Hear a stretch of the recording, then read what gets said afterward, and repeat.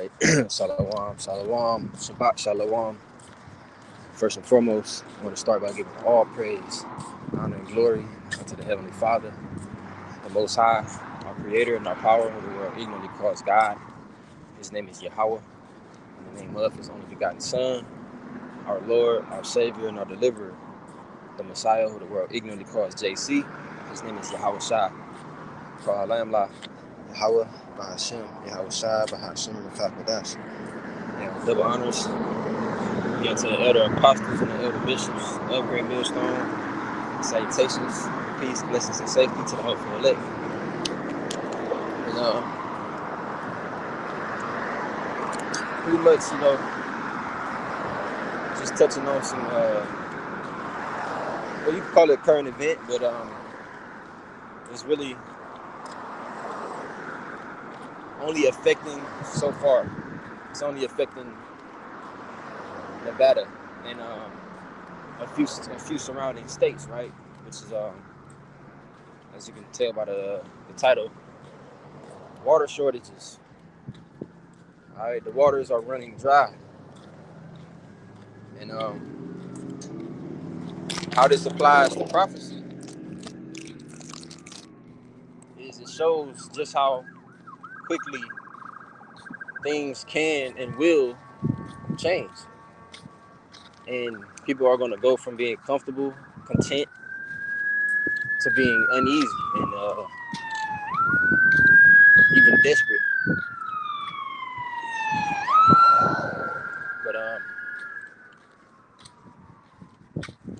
But recently, we spoke on it before. Me and the brothers concerning the water shortages, particularly over here in this area in Nevada. We got Lake Mead, and those water levels have been dropping very quickly, and it's getting serious. Because it's not stopping, it's not slowing down, it's not getting any better.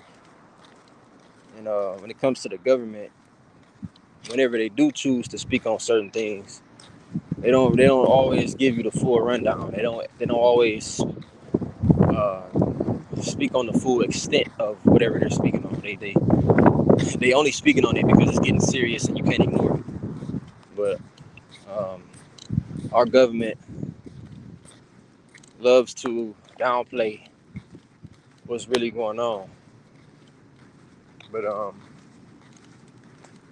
like I said, how it applies to prophecy is things is changing. It's changing fast, and even though it's starting over in this area over here in the West Coast and these particular certain states that are being affected, it can easily spread. But I just got a little bit of information, man. But before I get that info, I'm gonna get these precepts. I'm gonna start off with Micah 2:10. Right? It says, "Arise ye and depart, for this is not your rest, because it is polluted. It shall destroy you even with the sword of destruction." Okay. Remembering that first and foremost, that this place that we live, particularly in America, but no matter where you are, no matter what area of the world you in, especially applying to America, which is Babylon the Great. This is the place of our captivity. All right, spiritual Sodom and Egypt. This is not a place, nor any other place, is the place for us to be comfortable, content, and at rest. This is not a place for us to be peaceful in. Okay, it's like you serving some time. You don't go to jail, you don't go to prison to kick your feet up and have a good old time. You go there for what? Rehabilitation. Okay, to learn a lesson for something that you did, a crime that you committed, an act that you performed. You know, so even the jakes that's benefiting from the crumbs of eat table, it's still not their rest either, because they still hey, the curses follow you even if you got money in your bank account. All right, but not to get off topic, just stressing the point, man. This is not our rest, and that's a very serious thing, man. The water shortages is a very serious thing because water is an essential. It's an essential part of life. Okay, Not only do we need water to survive, but I'm talking about as far as us drinking water. You need water for everything. You need water for everything, man. Your produce that's in the grocery stores need water. Sewage, all right? What's keeping us from the really like the thin line from keeping us from being wild beasts. We have a sewage system. Otherwise, people would be shitting all over the streets. It'd be shit piled up in certain people's toilets, which you got that anyway. But them people just filthy. But we have a sewage system where you can go use the restroom, relieve yourself and flush it, as opposed to being outhouses everywhere. And then just if that was the case, if we didn't have running water in a sewage system, you know, the next best thing is an outhouse. Okay, you have certain people, particularly in cold climates, like I know they got it in Antarctica. They have outhouses, but instead of the porta potties that we used to, they have incinerator outhouses. They use the bathroom, and they have a system where they immediately burn the feces. We don't have that. So the next best thing that we have is what? We have porta potties. You use the restroom. There's no water involved. Okay. You have a sanitation that have to come and do the dirty work. They got to clean it up, dump it, take it somewhere. Okay. We have a filtration system. That water that we use the bathroom in our toilets, it flows through the pipes, and that goes to uh, a certain area, and it goes through a process of sanitation. If water stop running, if there's not enough water for that, they're going to restrict it to what? Essentials, and that's going to stop. And then you're going to have a funky smell in the city all over the place because people, you can't stop. If water stops, that don't mean your bowels stop. You're still going to have a bowel movement. So, it's just a domino effect of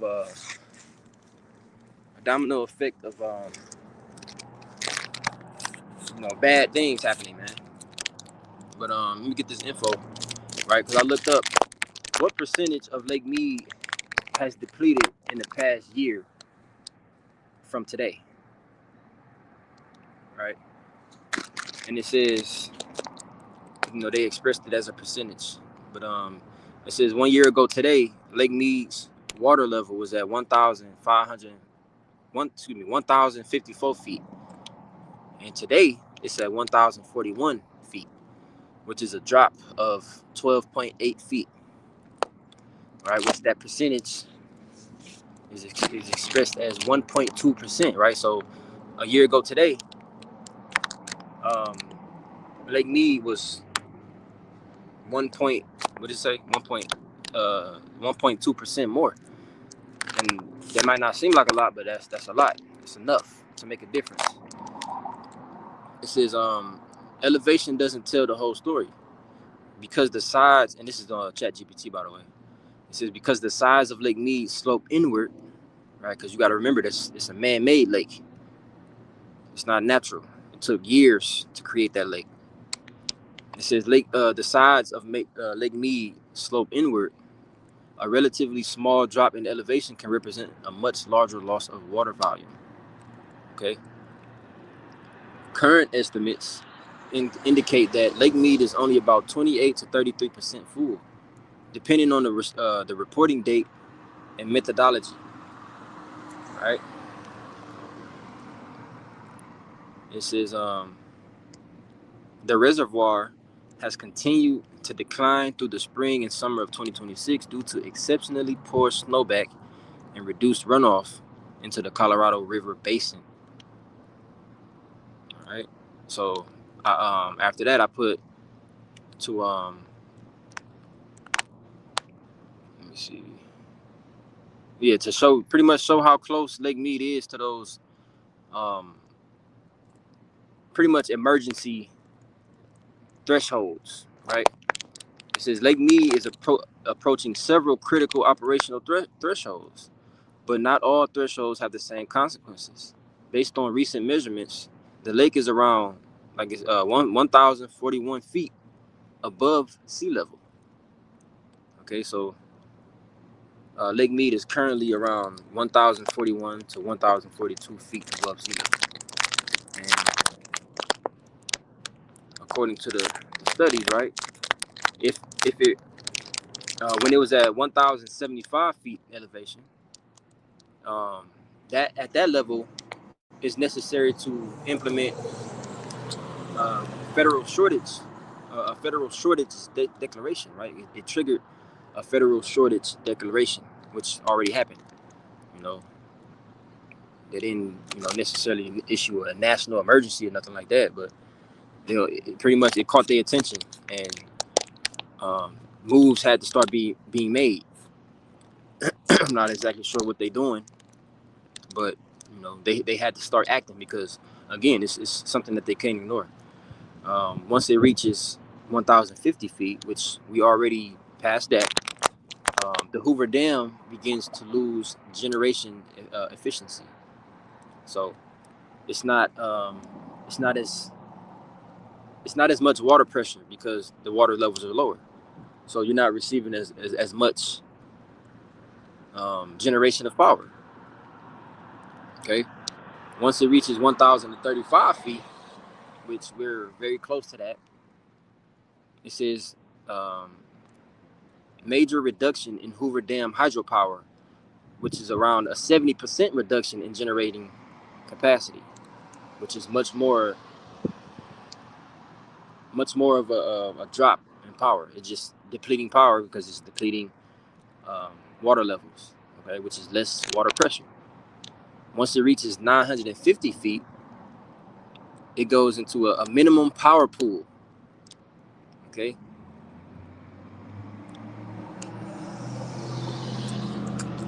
Goes into what's called a minimum power pool, in which the Hoover Dam can no longer generate electricity. So it goes from decreased electricity generation to no generation at all. Okay, no power, at least not from the Hoover Dam, right? Because you have the turbines, you have the water turbines generating power. So once it reaches 950 feet, it's not enough power. It's not enough water to move anything. Okay, it's too low. So there's no power coming from that the Hoover Dam, no electricity. Once it reaches 895 feet, it becomes what's called a dead pool, which is water can no longer flow through Hoover Dam by gravity. All right, so it's not even enough power to go. I mean, not even enough water to go through um, those terminals, if you will, of the Hoover Dam. Okay, so what this means is water deliveries. The Colorado River is already operating under shortage conditions, which I'm gonna get more into that. It says Nevada, Arizona, and Mexico have already experienced reductions, while California has already begun facing increasing restrictions under recent agreements. So that's part of those moves being made. Okay, and part of those moves, like I said, I don't know everything they're doing, but obviously the given is more restrictions. That's the given move to be made. That's the given action to be taken. Restrictions. And it's going to start off with, like I said, I'm going to get more into it, but it's going to start off with things that are less important. Okay. They're going to start doing cuts, but there's also going to be a financial, um, there's going to be a financial effect as well, man, with the residents and the residents' pockets. This is hydroelectric power. The most immediate concern, which is at the 1,035 foot mark, which we are, like I said, we close to that. Um, Lake Mead being at approximately 1,041 feet, we're not far. And I believe they said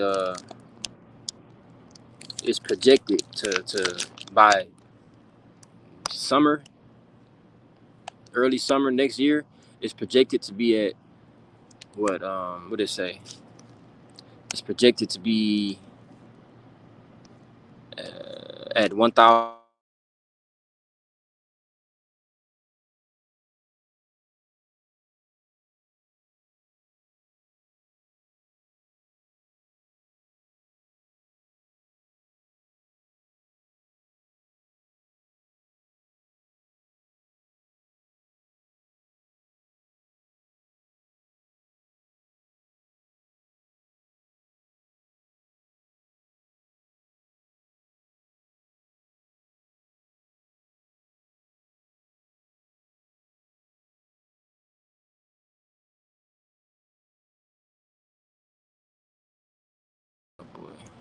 Okay.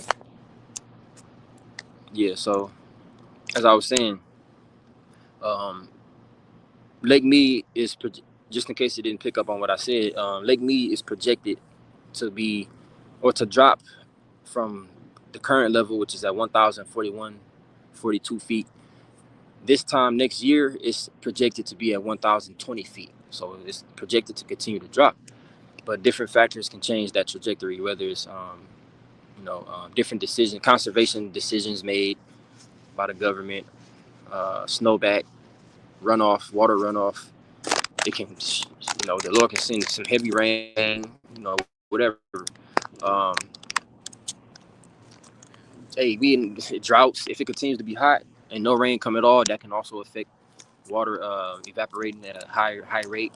There's many things that can change the trajectory, whether it's an increase in the level dropping or whether it rises again. We never know.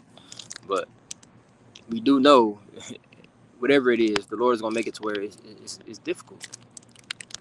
He's not gonna make things easier, man, because we're entering into some very hard times. All right, so you can expect it to be lower, man. Um, it says if the lake reached 950 feet, the Hoover Dam would still be able to release water downstream, but it would no longer generate. Okay, because it's not enough power, not enough water pressure to turn those turbines. Okay, let me see. It says um, yeah, it's expected to fall dramatically because there's less water pressure known as hydraulic head. All right, and it says electricity would need to be replaced by other sources such as natural gas, solar, wind, or imported power, which is batteries. And it's only so far that go. Right.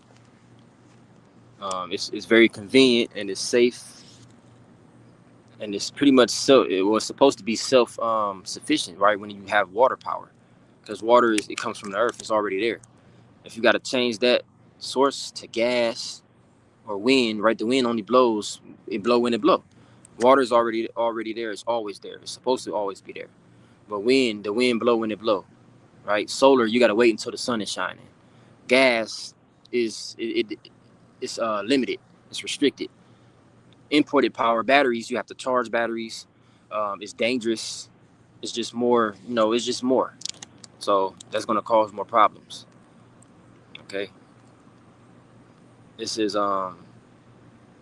if the lake reached 895 feet, which is that dead pool state, water would no longer flow through the dam's normal outlets under gravity.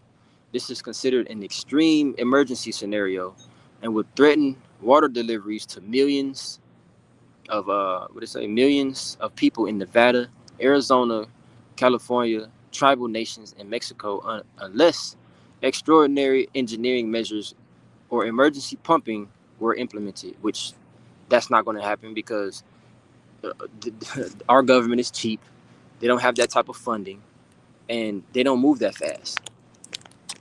And also, you got to take into consideration as well. A lot of this is engineered. A lot of this they want to happen. Okay, there's a such thing called an engineered famine. This lack of water, is also going to affect um, irrigation, which you need irrigation for produce. So there you go. And also to feed your flock, your crops. I mean your cattle. Okay. It says, looking ahead, current federal forecasts, as I already said this, they indicate that Lake Mead could approach 1,020 feet by mid 2027.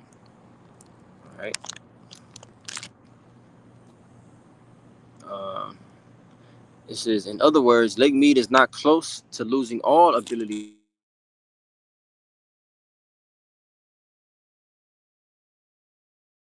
clean water to Nevada.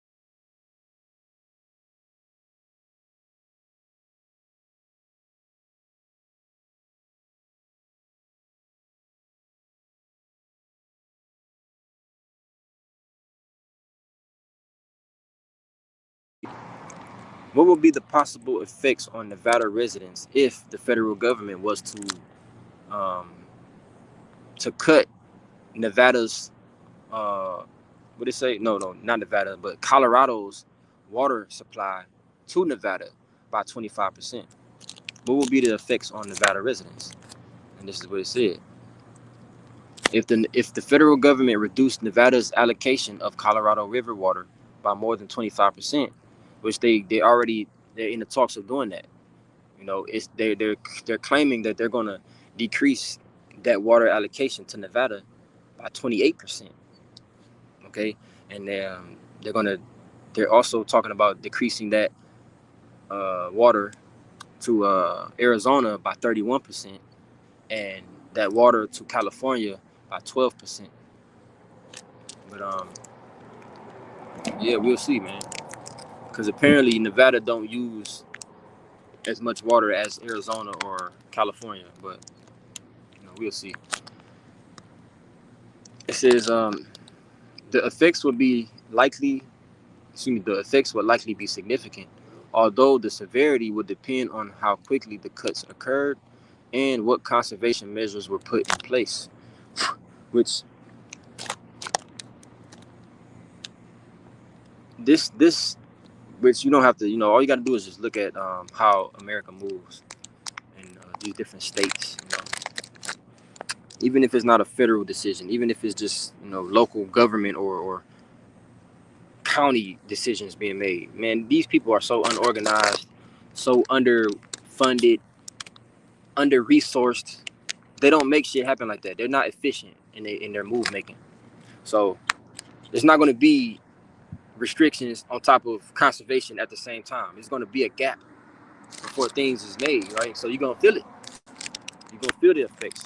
It's not going to be, oh, we got to cut back on this water, so we're going to have this set up in place so people don't miss out, or we don't have to raise the price of utilities through the roof. No, it's not going to happen like that.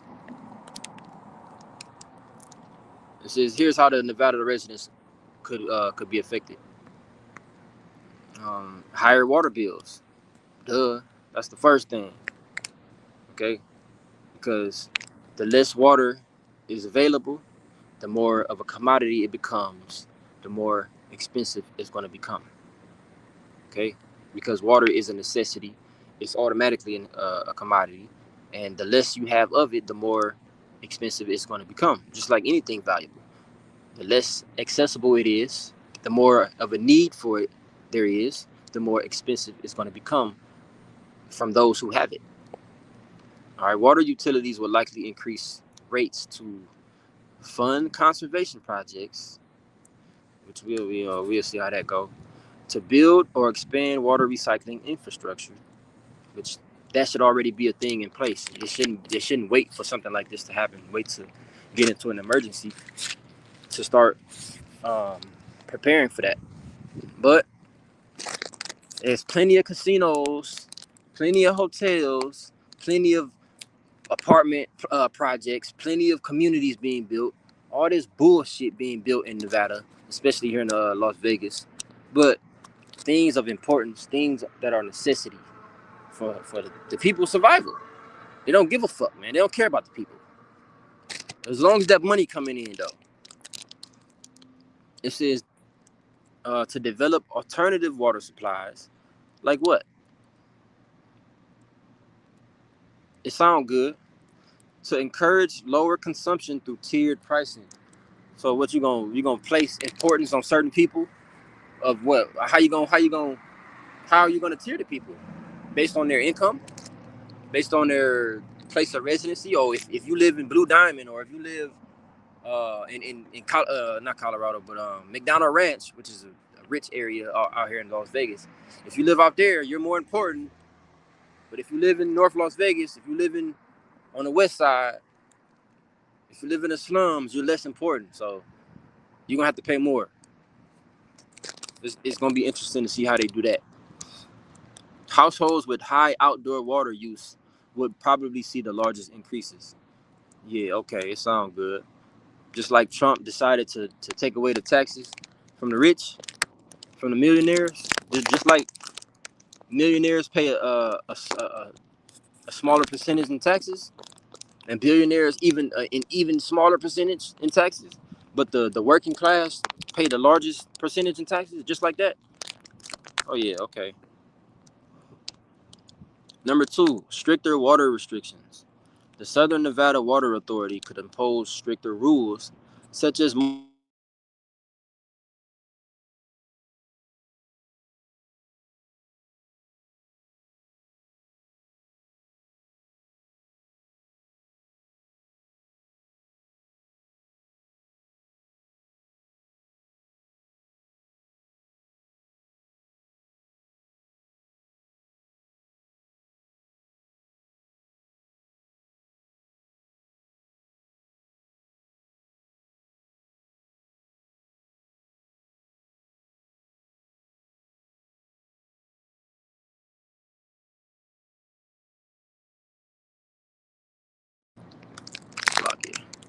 as I was saying, you got these outdoor parks.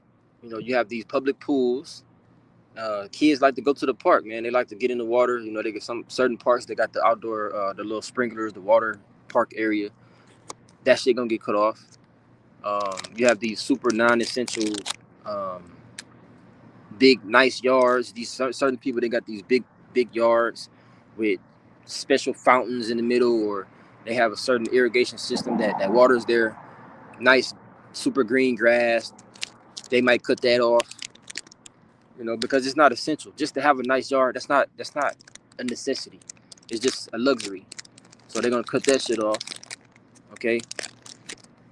You got which you would think they would go straight to these hotels and man, that shit is not a necessity, man. That's just a moneymaker. But they're not gonna say that. They're not gonna categorize that as a non-essential. Because oh, we need our hotels, we need our casinos, we need these big buildings that generate so much water. The water bill is through the roof in these buildings, but it's essential. So they're gonna let the people, the residents, take the fall. Okay, you worried about Joe's backyard when the MGM is running up 1,000 times that in water. Anyway, it says more limits on lawn watering, bans on new decorative grass, restrictions on filling pools or fountains, tighter rules for commercial landscaping, possible limits on non-essential water use. Las Vegas has already removed much non-functional turf, so additional cuts will likely focus on remaining outdoor water uses. You know, kids better enjoy the rest of this summer in the pool. You know, at the little water park, enjoy it, cause that shit about to go. It's about to be out of there. Number three, agriculture will feel the greatest impact. Although Southern Nevada has relatively little agriculture compared to neighboring states, farms could experience reduced irrigation, smaller crop yields, increased food production costs, loss of farming income. Which means what? More money that you have to pay at the grocery store. Because if the little bit of farming that we do comes to an end, there's no more local market. You can't go to your local farmer's market. A lot of these vegetables and produce that goes to your Sprouts and your Smiths and things like that is gonna get cut. Or if it's still there, you got to pay more for it because it's coming from farther now, and it has to be expedited because it's produce. It's coming from a neighboring state, so hey, the fuel cost of fuel is going up as well. That shit about to skyrocket as well. They said jet fuel is back through the roof, right? Because of the shit going on over there in Iran. So jet fuel is skyrocketing. The cost of traveling by air is going through the roof, and that's gonna domino effect. Trucking fuel cost is gonna go through the roof. Gas prices is about to go back up. So it's all connected. All right. So you're gonna see an increase in shit, possibly the cost of your produce. Number 4, economic effects. Water-intensive industries could face higher operating costs, slower expansion, delays in new commercial or residential developments, higher operating costs. Yep. Slower expansion. Yeah, because what's the point of expanding? You know, and especially Vegas, they just always building some shit. They don't even finish one project before they start another one. It's construction everywhere. It's nonstop, never-ending construction in this place. Everywhere you go, they're building something. All right. Delays in new commercial or residential developments. If water availability becomes a limiting factor, construction could also slow if water commitments become harder to secure. Yeah, because if there's no water, there's no projects. Because you have to have irrigation. You have to have sewage. You have to have those pipelines laid, man. If you're not laying those pipelines, there's no point in building a house or a building. Number 5, housing growth could slow, which is the same as those, that goes hand in hand with the construction. Okay, housing growth could slow. Nevada's population growth, especially around Las Vegas Valley, depends on demonstrating a reliable long-term water supply. Reduced allocation, which is the restrictions on the water, could delay new subdivisions, increase housing costs if supply growth slows, encourage denser development instead of outward expansion. So if they, because these people are hard-headed and they're just so persistent, they just have to build something. But if they want to keep the money going, they don't want a lot of people to lose jobs, so they're going to keep building. But when they build, instead of having this big so-and-so acre apartment complex or this community, right, this gated community, they're going to condense everything and make it into a small apartment complex or a residential area with people stacked on top of each other or super close next to each other, which is stupid, but they'll do it. Number 6, environmental effects. Reduced river flows could contribute to more stress on wetlands and wildlife. Lower reservoir levels, which is already fucking stress on wildlife. There's no water out here anyway. This is it was never meant to be. This was never meant to be a place to build upon. Nevada, Arizona, certain parts of Cali was never meant to build upon. Right? What they call it out there, Death Valley. Arizona, Nevada. This place is no man's land. It was never meant to build in this place. This is a fucking a death trap. But yet and still, they found a way because what? Money. Okay. Greater risk of habitat loss. Yeah. No water means what? No life. Energy. Number 7, energy production. Lower water levels at the Hoover Dam can reduce hydroelectric generation. If power production declines, electricity could become more expensive. Utilities may rely more on natural gas, solar, or imported electricity. Higher water, higher electricity bills. All right, the whole 9. More money out of our pocket, pretty much. Number 8, recreation and tourism. Yeah, all that touring ain't gonna stop. All these people coming out of state. Oh, we have to go see Vegas. Taking pictures next to the "Welcome to Las Vegas" sign. All that shit going out the window. All that. Oh, we heard about this restaurant. We came from Tennessee. We heard about this burger spot. Out the window. They want to go to the MGM. They want to go to the New York. All that shit going out the window. No more tourism. No more boating, fishing, going to the marina, all that out the window. It says why Southern Nevada may be better positioned than expected. Despite relying on the Colorado River for roughly 90% of its water supply, Southern Nevada has become one of the most water efficient, large metropolitan areas in the U.S. It recycles nearly all indoor water that is returned to the river system, has removed millions of square feet of decorative turf, uses advanced conservation measures, returns treated indoor wastewater to Lake Mead, allowing much of that water to be credited back under current interstate rules. So the water is filthy, is what they're saying. The water is filthy. Okay. Try to drink straight from Lake Mead if you want to. Yeah, it's gonna be laid up somewhere in University Hospital. But yeah, man.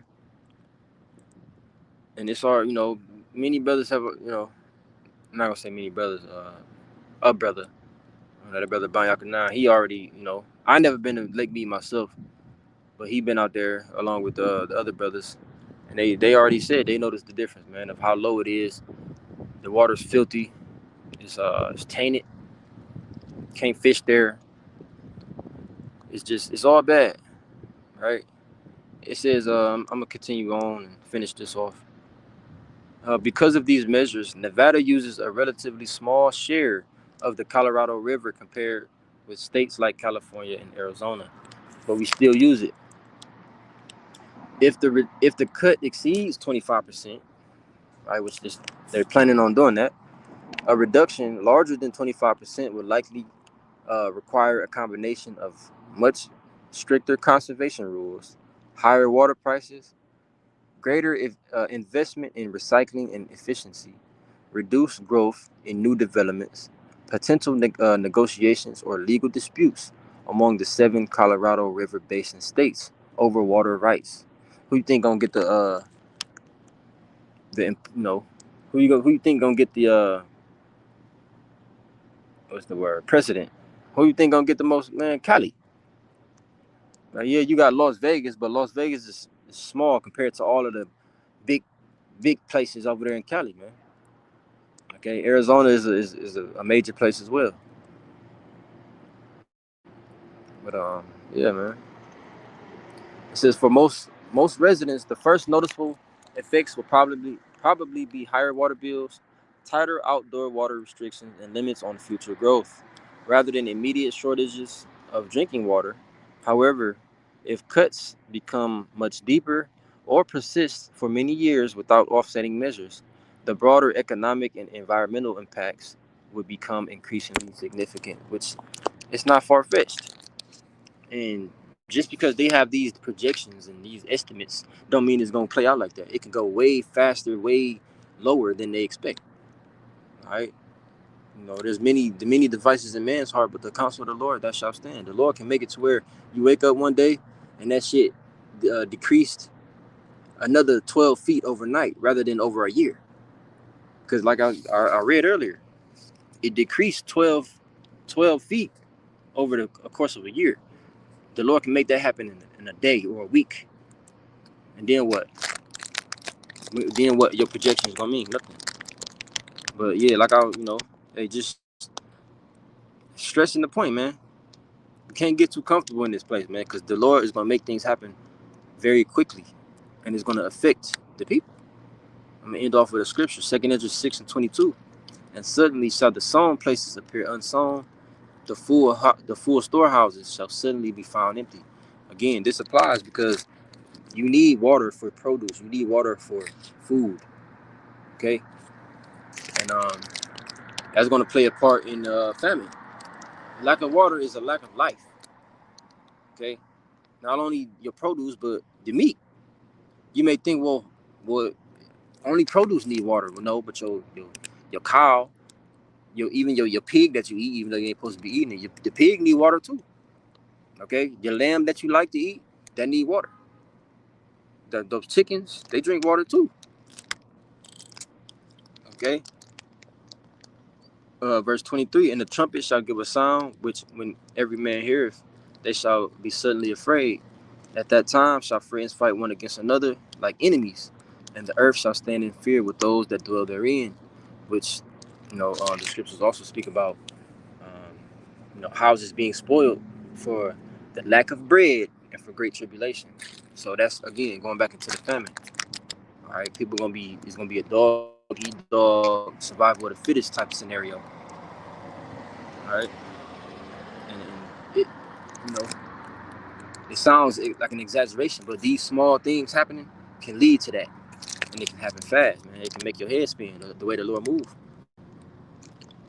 All right, let me finish this off, and and the earth shall stand in fear with those that dwell therein. The springs of the fountains shall stand still, and in 3 hours they shall not run. But it says, whosoever remaineth from all these that I have told thee shall escape and see my salvation and the end of your world. So all we have to do is continue to stay faithful, stay diligent, continue to trust in the Lord, and continue to pray.